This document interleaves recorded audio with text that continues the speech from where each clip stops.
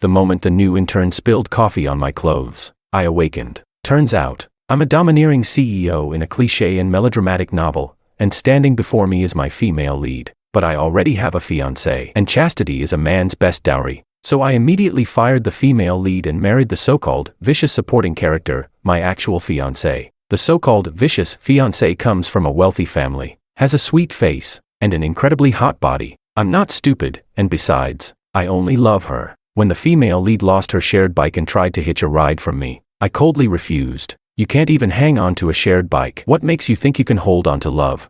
She snapped back indignantly. People like you with only money will never find true happiness. I curled my lips into a cold smile. You're broke, what makes you think you know that money can't buy happiness?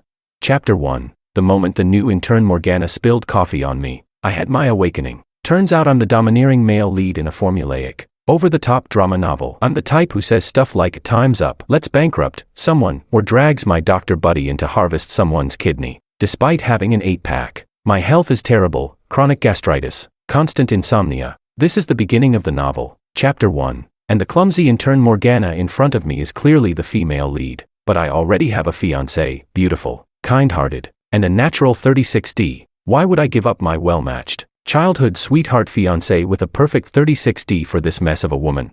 Starting tomorrow, don't come back. I don't need an assistant who can't even manage a cup of coffee. Chastity is a man's best dowry. To avoid any future misunderstandings or accidents with my fiancée Laura due to the plot, I must stay far away from the female lead. Morgana's eyes welled up. I'll pay for the shirt. Please don't fire me. I frowned. That shirt cost tens of thousands. You can't afford to replace it. But if you resign voluntarily, I won't hold it against you, and I'll even give you N+1 severance. Such generous terms, who wouldn't take them? But she didn't. I can't afford it right now, but I can work as your maid to pay you back. Typical. The original plot has her breaking one of my brooches, then working off the debt as a maid in my house. Only, she ended up breaking even more things, and yet somehow, I lost my mind, thought she was quirky and refreshingly different, and ended up falling for her. We bickered cutely every day like we were in a rom-com. Even the butler said, "Young master hasn't smiled like this in years." Hearing her now, I shook my head violently. I already have professional help. I don't need you. And besides, your name. It's unlucky for me. Just go. Morgana thought I was picking on her just to be mean. Her eyes turned red, like she might shatter at any second. In the original novel, I probably would have been moved by this, but now that I'm self-aware, all I feel is irritation. I waved her off, signaling for her to pack her things and leave. The moment she was gone, the air felt fresher. That overwhelming smell of cheap detergent finally disappeared. In the original story, I somehow loved the smell of detergent on her clothes and hated the designer perfume on my fiancée, even though I personally picked out that scent. The author really had the nerve to question my taste. Disgraceful. At lunch, I suddenly found my food unappetizing. It reminded me of a scene in the book, where I'm struggling to eat, but then glance over at Morgana. She's scarfing down food like a champ, and somehow that makes me feel like eating too. From then on, I started having lunch with her every day, our relationship heating up fast. Not long after, I gifted her an entire villa. Now that the plot's been interrupted, even my lunch tastes bland. But I'm not worried, let professionals handle professional problems. I pulled out my phone to find a mukbang video. To stick to my principles of male virtue, I made sure to choose a male streamer. The food in front of me instantly tasted better. I sent the streamer a few gifts and commented, "Bro, you eat better than the female lead. I don't need Morgana in my life. I refuse to be a slave to the plot." Chapter 2. After lunch, I called my fiancée Laura and took her to the hospital for a checkup. According to the plot, both of our health conditions are supposed to be extremely concerning. I'll end up with stomach pains and insomnia from not having Morgana by my side, and Laura's kidney will fail, so I can then put Morgana through torment and steal her kidney. Now that I know the plot, I have to plan ahead and prevent it from taking over my life. Sure enough, both Laura and I were diagnosed with the expected problems. Laura even had to be hospitalized. The day my younger brother Luis returned to the country, I drove to the airport to pick him up. Halfway there, in a remote area near the outskirts of the city, I unexpectedly ran into Morgana again. She stood in the road wearing a faded dress, tears in her eyes. I rolled down the window, and she froze when she saw my face. Then she bit her lip and asked, "President Law, could I possibly get a ride with you?" I frowned. In the original plot, Morgana came with me to pick up Luis, as my assistant. Luis, the second male lead in the story, fell for Morgana at first sight, and from that moment, he fought me to the death for her, until both of us were ruined. Now, even though she's no longer working for my company, She still ran into me at exactly the same time and place. Is the plot really this hard to shake? Seeing me frown in silence, Morgana quickly explained. I'm heading to a job fair nearby, but while I was buying water, someone took my shared bike. The job fair's really close by, could you maybe? No. If you can't even hang onto a shared bike, how are you going to hold onto love? I was terrified that if she got in my car, the plot would throw something else at me, so I rejected her flatly and sped off, leaving a trail of exhaust behind. But what I didn't expect was that, even after I disrupted their fated meeting, Luis still met Morgana. He'd only been at Law Corp for 2 days when he personally hired a new secretary. Of course, it was Morgana. She ended up at Law Corp anyway, but from now on, she'd be spilling coffee on Luis instead of me. After Morgana spilled coffee on Luis for the 18th time, accompanied by an ear-piercing splatter, I couldn't take it anymore. Maybe move her to another role. At the very least, stop letting her handle your coffee. No. Luis looked at Morgana with a soft smile and shook his head dotingly. Joel, don't you think she's special? Besides, I'm not as heartless as you, firing someone over a cup of coffee. I'm doing this for your own good, and you're turning it into some kind of emotional contrast experiment. I couldn't deal with this lunatic couple, so I had more soundproofing added to my office. Luis seemed to be following the plot, deeply in love with Morgana. But the issue is, he stole my script. He's now walking the path of forced love and dramatic obsession. In the original novel, he was supposed to be the gentle and considerate guy on the surface but secretly a twisted, dark Yandere type. But now, something about him feels off. He knows full well I dislike Morgana, yet he still brought her back to the law household. He even had her wear a maid's uniform and do chores, while I ended up being an extra in their twisted domestic play. Morgana brought dinner to the table. Luis gazed at her like he was drowning in adoration. Then came the butler's classic line, "Second young master has never brought a girl home before, and he hasn't smiled like this in years." Yet, just like in the original, Morgana can't cook at all. On the table were nothing but plain congee and some pickled vegetables. She brought me a bowl. President Law, your stomach's sensitive, try to eat more congee. In the original plot, this gesture moved me. Now, I was just speechless. What kind of top-tier CEO only eats plain congee? I endured it for the first and second day, but by the 7th day in a row, I finally lost it. Morgana, I'm a CEO for God's sake. Am I not worthy of at least 4 dishes and a soup? Sorry. Morgana apologized with a pale face, but Luis held her hand and said, "Brother, I know you don't like me, but could you not take it out on Morgana just because of me?" Hearing this melodramatic line made my eye twitch. Luis is my half-brother, born from our father's affair. When I was 10 and my mother passed away, father brought Luis into the law household. I can't say I hate him. After all, no one chooses their birth. It was father who cheated, not Luis. But after reading the original novel, I finally understood. Luis deeply resents me. He hates how easily and rightfully I have everything he wants. He has no real interest in anything, only in beating me, in taking everything that belongs to me. On the outside, he plays the pitiful little brother, but in truth, he's a deranged maniac. In the original, to win Morgana and take down Law Corp, Luis committed more than half the crimes in the penal code, and was eventually shot dead by the police. Now that I've stopped competing with him for Morgana, maybe his mental state will stabilize a bit. He is my brother. After all, I'd like his ending to be rewritten. I looked at him and sighed. You two enjoy your dinner. I'll move out for now. Don't want to be the third wheel. President Law, there's nothing between Luis and me. We're just a normal boss and subordinate. Don't get the wrong idea. Before Luis could say anything, Morgana quickly waved her hands and tried to explain. In the original story, she was always like this, wavering between us, never confirming her feelings for either one. Every time someone got jealous, she'd instantly wipe her hands clean and deny everything, hooking both of us brothers in tighter and tighter. I shrugged without even looking at her, and stared straight at Luis. Not my problem. Luis curled his lips into a smile, but his eyes stayed cold, the look unreadable. I turned and went to pack up my room. Chapter 3. Laura, my fiancée, had just been discharged from the hospital recently. I bought a new apartment and planned to move in with her, but Laura shook her head and declined, muttering under her breath, "Even if I go, you'll just kick me out again." I didn't quite catch what she said and looked at her, confused. What? It's nothing. I just meant I'll have to move again soon, kind of troublesome. Our wedding is coming up, and once we're married, we're supposed to move back into the Law family estate. What she said wasn't unreasonable. I thought about it and nodded, choosing not to press further. Laura had been acting a little strange lately, but I was too busy keeping an eye on Luis and Morgana, so I hadn't paid much attention to her. Our dates were still the same as before, but the way she looked at me had changed, more and more often. Her gaze was analytical, almost like she was studying me. After dinner, she rested her chin in her hand and stared at my face. I frowned. "What are you looking at?" Laura quickly forced a smile, awkward but polite. "Oh, Nothing. Nothing. Then why are you smiling? Well, you know the saying, you don't hit someone who's smiling at you. I should probably smile at you more often. Her face still held that strange, polite, awkward smile. Laura, have I ever hit you?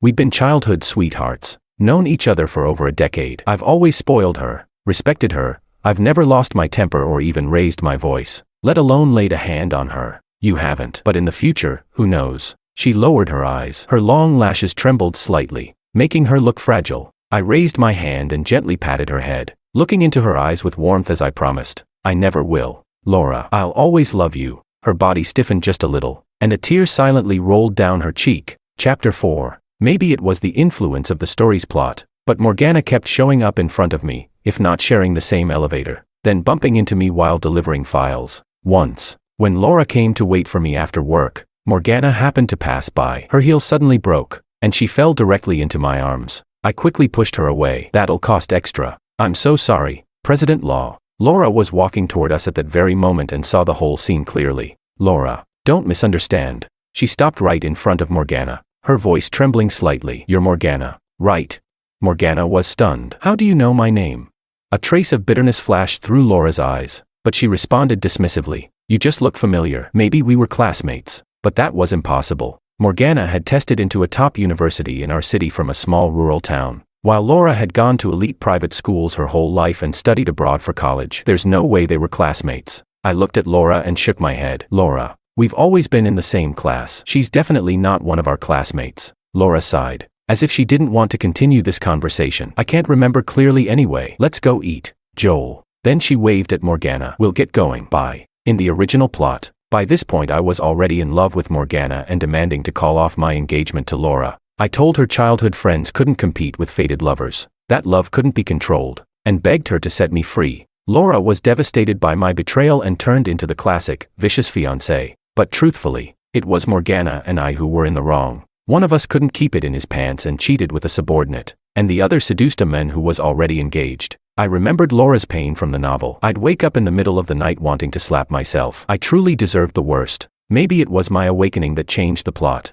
creating a butterfly effect. Maybe that's why Laura blurted out Morgana's name. After all, the Laura in the original story was pitiful. She was hurt so badly by Morgana and me. In the end, I even caused her family to go bankrupt just to be with Morgana, ruining everything she had. But this time, I've awakened. I'll stay in control. I'll love Laura, and only Laura. Because real love isn't about impulse, it's about consistency and commitment. Chapter 5. Ever since Laura met Morgana, she started acting even stranger. She often used work as an excuse to cancel our dates, and her gaze became evasive whenever she looked at me. Until one day, she finally agreed to have dinner with me, but after we finished eating, she said, Joel, I've decided to go abroad for further studies. The villainous fiancé going abroad.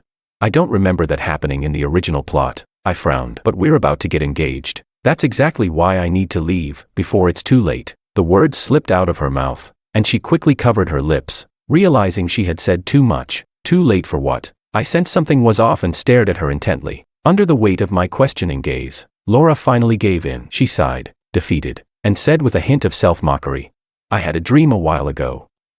In it, our world was just a novel. You were the male lead, and I, just a side character. The cliché, vicious fiancé. The real female lead was someone else.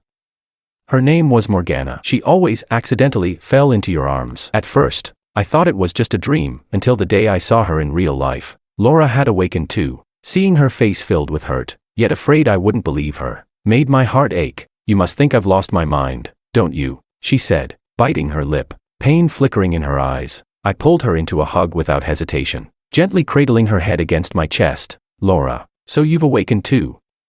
But didn't you notice? I haven't followed the script at all. Even if we are just characters in some book, we're still real people. I won't let the plot control us. I only love you. Really? You already knew all of this too. Maybe it was the pressure she'd been under for too long. But Laura finally broke down crying. Her voice trembled, and her shoulders shook. In the book, you became a complete stranger. You gave up everything for Morgana. Don't say it. Laura, that wasn't me. I leaned down and kissed her, cutting off the rest of her sentence. Until now, I thought I was the only one who had awakened. I wanted to shoulder everything on my own, to protect the people I love, to keep these bizarre emotions from affecting Laura. But I never expected that she too would fall into this Truman Show-like nightmare. To realize your world is just a novel, what a terrifying, disorienting truth. I gently patted her shoulder, trying to calm her. From now on, we'll face everything together. Okay, no matter what it is. Talk to me first. Tears welled in Laura's eyes again, but she nodded and gave me a soft, butterfly-like kiss on the cheek. So, you're not going abroad anymore?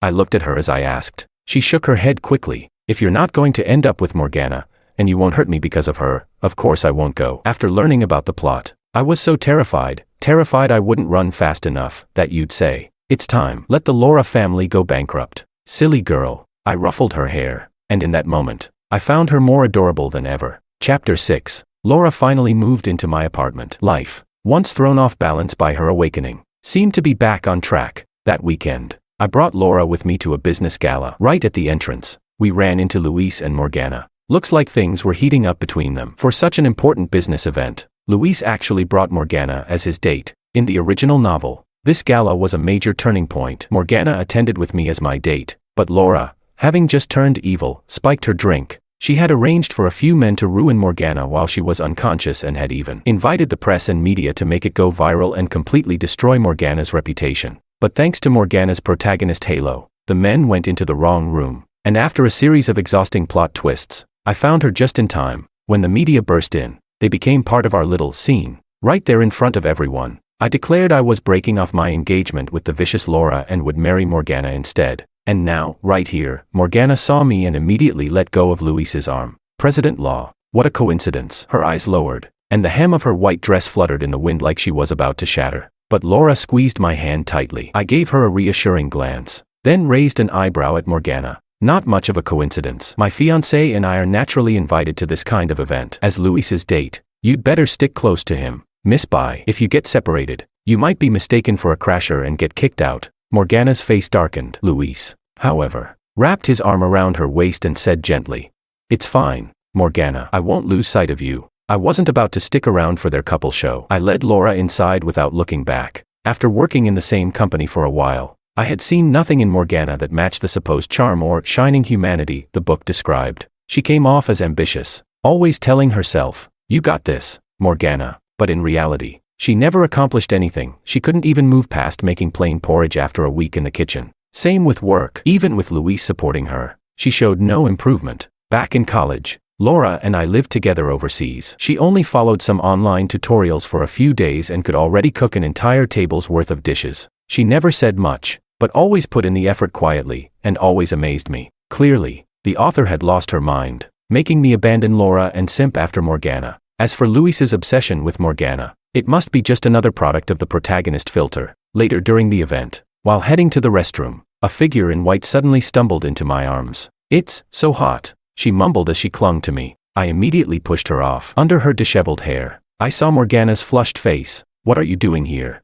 President Law. Her eyes were glassy, cheeks red. Help me. Her gaze was watery and vulnerable, almost criminally so. But my heart belonged to Laura. Even if another woman stripped naked in front of me, I wouldn't feel a thing. I pushed Morgana further away. Snap out of it. Where's Luis? She bit her lip, looking dazed. I don't know. I feel hot, dizzy, please, help me. This was bizarre. Laura didn't drug her this time, so why was she acting like this? Could it be that certain plot points are fixed, no matter what we do? My head started to ache. Still, I had no choice. I grabbed her arm. Come with me. It wasn't safe for a woman to be in this condition. I might dislike, no, even resent, her, but I couldn't just leave her like that. Morgana followed me obediently. Where are we going?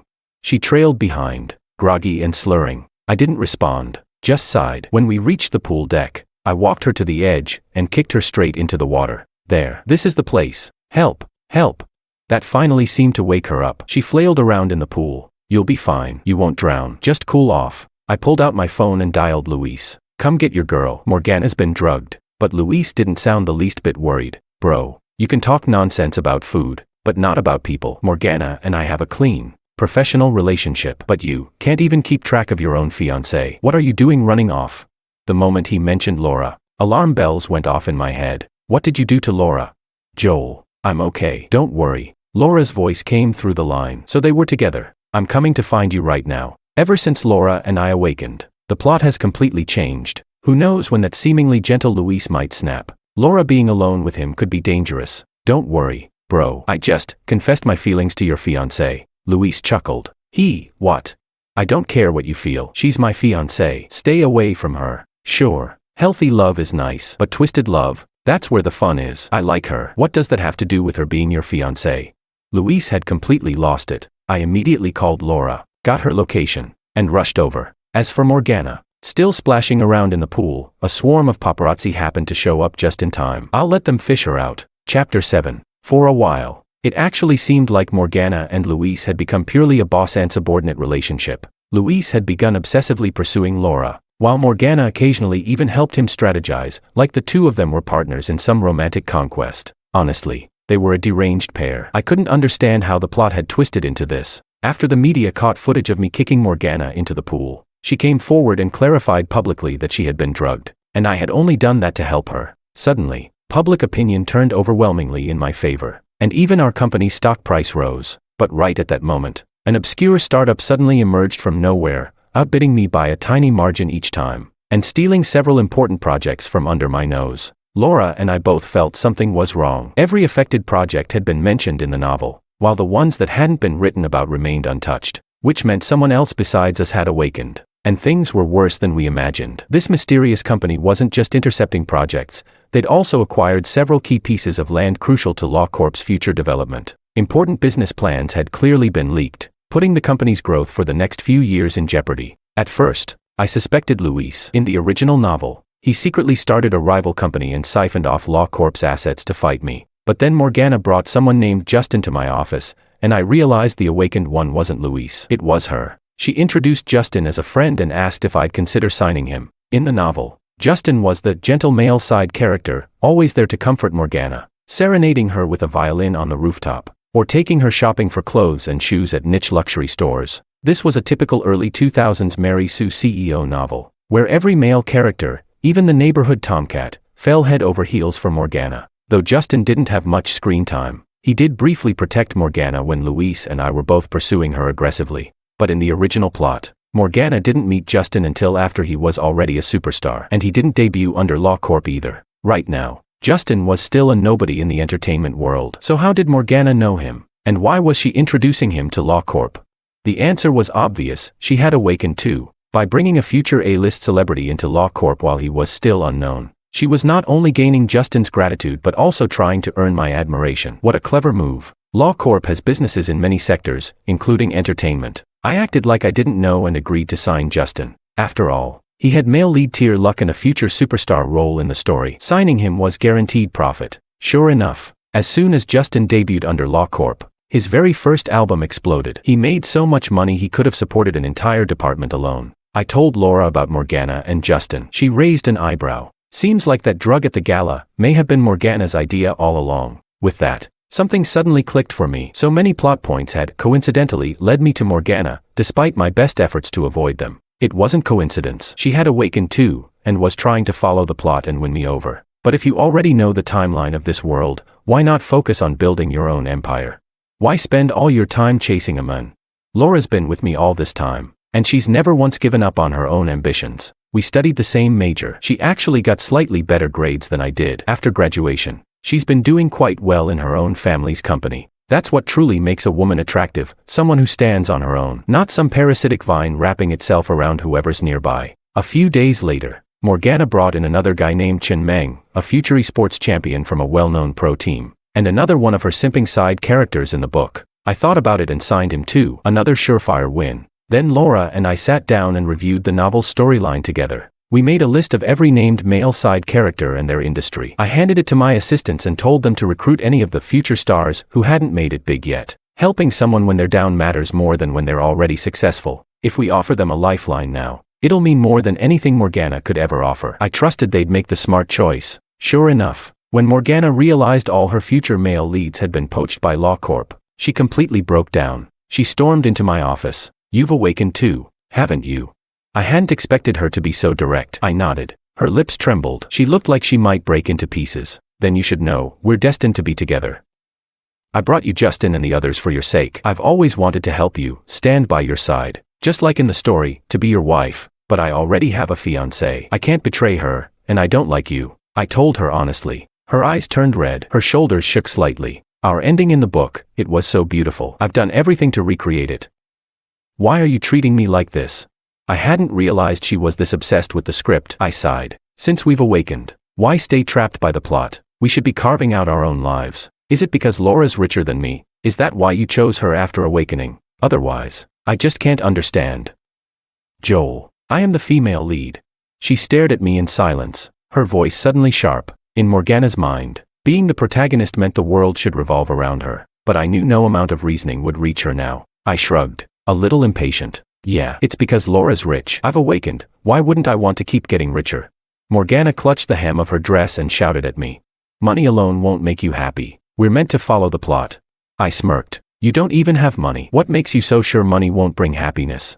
Tears streamed from her eyes as she stared at me, completely disillusioned. Joel, you'll regret this. I am the female lead of this world. Chapter 8. Morgana's way of making me regret was to leave Law Corp and join the small company Luis had secretly founded. They openly declared war on me, trying to steal my business. She still thought she was the female lead, protected by the protagonist's halo, but she forgot one thing. This was a CEO novel. I'm the male lead, and in the business world, I'm the absolute center of gravity. More importantly, she never actually worked hard on her business skills. All her energy went into manipulating men. Knowing a few plot points doesn't make her competitive. She had no real professional ability. In front of me, she was no match at all. I changed the project names for several proposals, and sure enough, her side still bid using the original names mentioned in the novel. Clearly, Morgana was the only one who had awakened. Luis couldn't possibly be this clumsy, so I created 2 fake projects with identical names. As expected, they poured even more resources into them. I calculated the cash flow on Luis's side,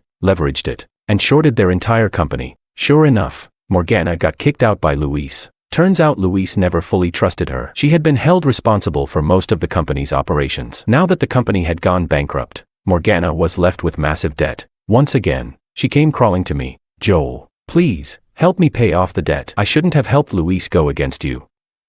You and I were meant to be together. Her eyes were red and puffy from crying. She looked pitiful, even fragile. I hadn't expected Luis to be this ruthless, watching her take the fall without blinking. After all, he hadn't awakened yet, and according to the plot, he was supposed to be in love with Morgana. I knew all along that company was yours. I sighed as I looked at her. You really thought knowing a few plot twists and project names would let you control this world? Sure, this world was born from a novel, but we are living, breathing people. After Laura and I awakened, we simply wanted to escape the story's control, not to manipulate it. But Morgana, her sense of superiority as the main character, had been obvious from the moment she woke up. And that's why I never found her likable. Every time we met, we ended on bad terms. She never noticed how far she'd strayed from her original self, and still insisted on believing she was some chosen heroine. We were standing outside the company building. It was a bad look to be seen arguing in public, so I turned to leave, but before I could take another step, she suddenly rushed at me and threw the contents of a cup toward me. In that split second, Luis appeared and shoved me out of the way. I landed safely, but Luis got drenched in most of the liquid. The moment it touched his skin, his flesh began to corrode. The air filled with the sickening stench of burnt flesh. It was sulfuric acid. Morgana had thrown acid at me. Security rushed over to restrain her, and bystanders called emergency services. Luis was badly injured. He crouched on the ground, the burns on his body horrifying to look at. I tried to help him to the washroom to rinse it off, but he stopped me. Bro.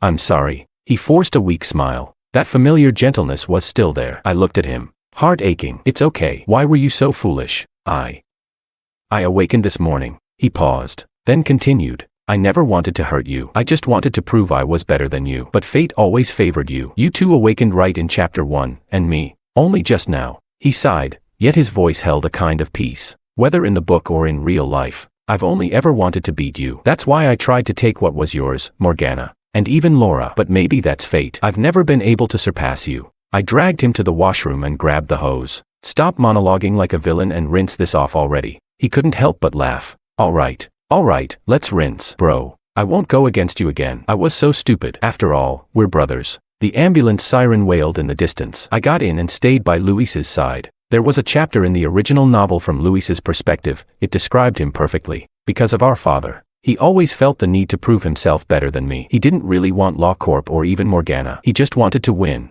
But we're brothers, family. Why fight each other to the bitter end?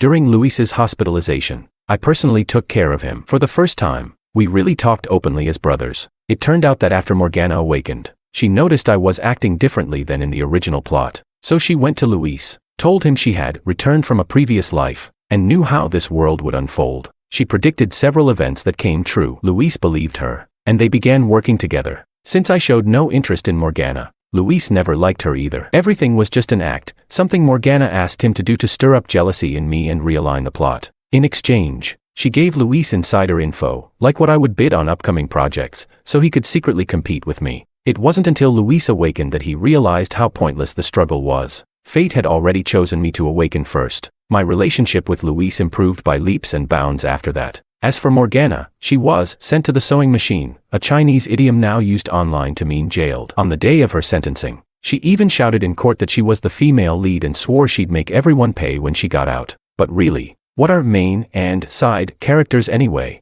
We all have our own consciousness. We're all the protagonists of our own lives. Laura and I rewrote our ending. Not long after Morgana went to prison, Laura and I held a grand wedding. Luis, Justin, and the other former male side characters from the novel all stood by my side as groomsmen. The future is long, and one by one, they'll begin their own new stories and meet the true female leads meant for them.